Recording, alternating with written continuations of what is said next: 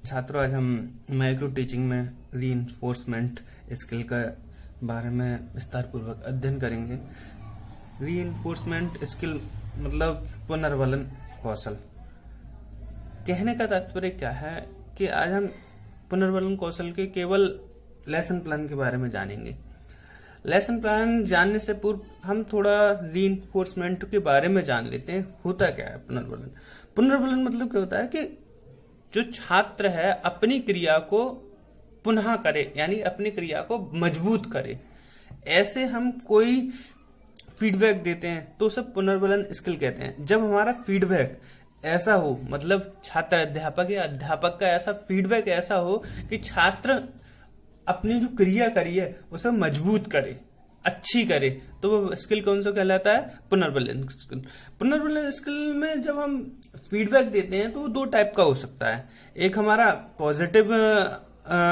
Positive feedback हो सकता है और नेगेटिव फीडबैक होता है। परंतु हमें नेगेटिव फीडबैक को इस तरीके से देना है कि बच्चे में या स्टूडेंट्स में नकारात्मकता पैदा ना हो। तो आज हम जानते हैं किस तरीके से हम लेसन प्लान में किस तरीके से रीइंफोर्समेंट स्किल का यूज करते हैं। ठीक है, वही चीज हमारा डेट, सब्जेक्ट, उपविषय, सब सब्जेक्ट, कक्षा, क्लास, कालांश मतलब पीरियड, अवधि मतलब 10 मिनट। क्लियर? टॉपिक हमारा मुद्रा ही रहेगा।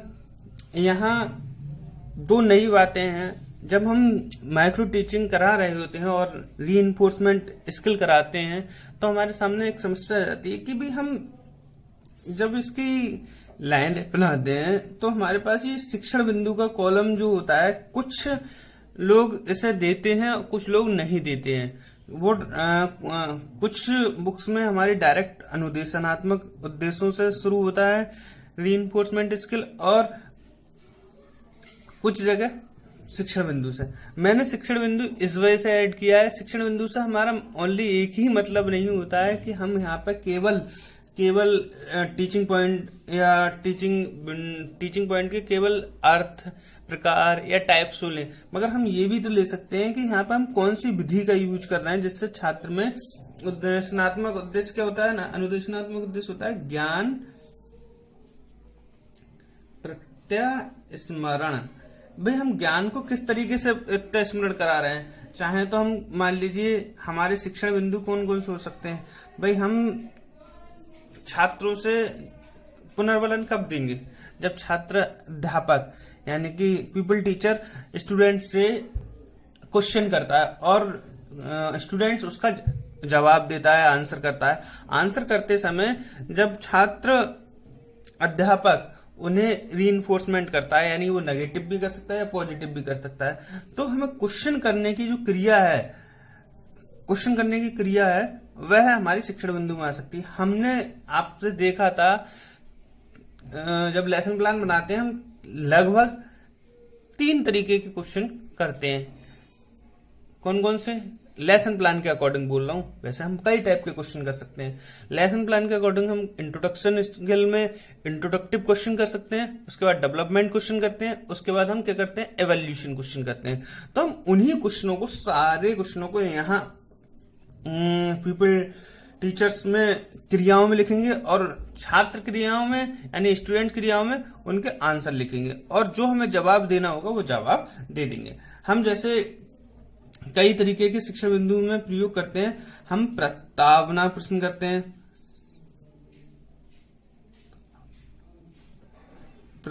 हैं और हम विकासात्मक प्रश्न करते हैं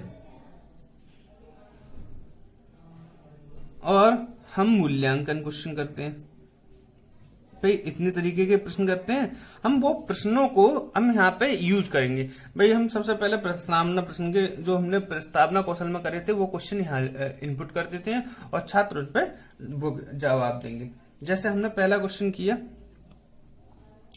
हम अपनी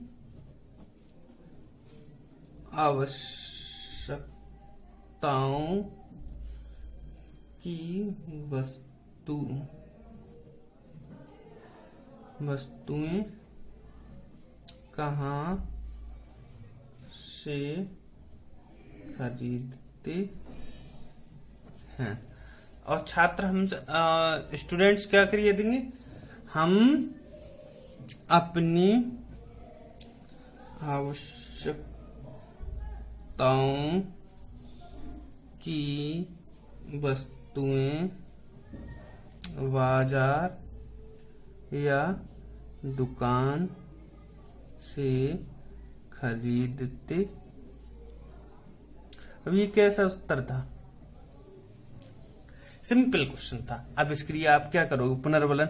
ऐसे क्वेश्चन करने के लिए हम मान लीजिए पुनर्वलन रीइंफोर्समेंट कहेंगे, वेरी गुड, बहुत अच्छा, तो इससे क्या प्रभाव पड़ेगा, नेगेटिव प्रभाव पड़ेगा। यानी इतने सिंपल क्वेश्चन का जवाब देने समय छात्र को वेरी गुड मिल रहा है तो वो क्या सोचेगा कि मुझसे ज्यादा होशियार कोई नहीं है।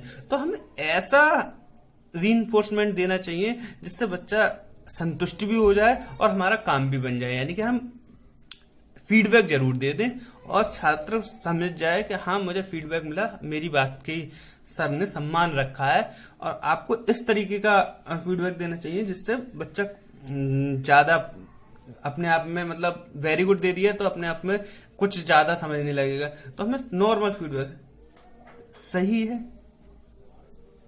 या ठीक है, इतना बोल के शांत हो जाएंगे। अब हमने प्रश्न का थोड़ा स्टैंडर्ड हाई कर दिया।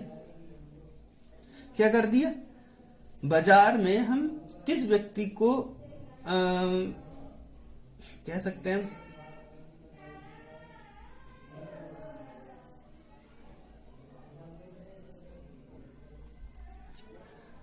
हमने करा। अब ये हमें इस तरीके से क्वेश्चन नहीं कराते हैं, जिगजैग प्रणाली हम अब यूज कर रहे हैं। इसका कहने का मतलब ये है कि हम थोड़ा सा स्टैंडर्ड क्वेश्चन कर लेते हैं। जैसे हमने कहा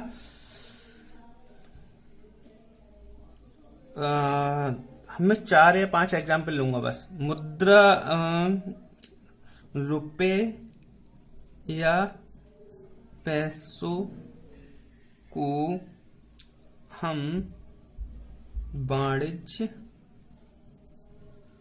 भाषा में क्या कहते हैं। तो छात्र कहेंगे रुपए या पैसों को वाणिज्य भाषा में मुद्रा कहते हैं। तो हम क्या कहेंगे, बच्चों को ज्यादा पता है यानी ठीक ठाक पता है, तो हम क्या कहेंगे, गुड या अच्छा, कुछ भी बोल सकते हैं। तो छात्रों को लगेगा हाँ मुझे स्पेशल जानकारी थी। अब हमने एक क्वेश्चन और कर लिया,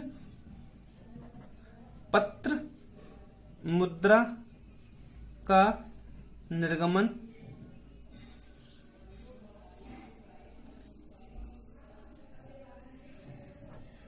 कौन सी बैंक करती है।